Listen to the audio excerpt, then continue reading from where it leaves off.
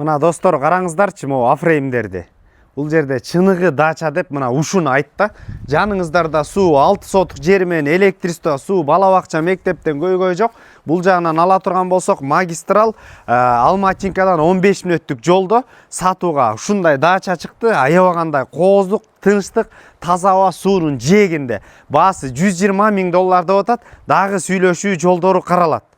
Сатылып аткан дачага баруу үчүн достор, Алматинка менен өйдө көздөй 5 күнгөдөн чыгып келе жатты. Мына Таш Мойноктун башталышынан оң тарапты көздөй бир көчө менен бурулганда ушул жакта сатылып аткан дача жайгашкан. Мына достор, сатылып аткан дачанын көчө тарабында турабыз. 6 сотук жерде жайгашкан.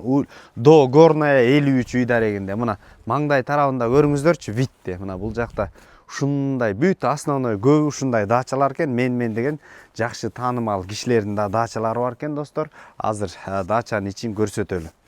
Мына достор, курулуш жүргүзөм десеңиздер, кенен места бул жакта. Арчалар, розалар, жашылдандыруу жаңгактар бар экен. Оң тарапта ушулар үйдү көргөзө, электр жарыгы бар, суу бар. Азыр мына убактылуу бул жерге келип эс алыш үчүн 2 бөлмө, бул жери кухнясы экен. Оң тарапка кире турган болсок, мына жакшынакай тартиби менен бул жагында 1 бөлмө, жана ошондой эле бул жагына өтө турган болсок, 2 бөлмө, терезелер пластиковый. Дачага керектүү нерсенин бардыгы бар экен. Мына 3 тапчан достор. Бул жагында тапчан, очоккона шашлыкты кыласыздар.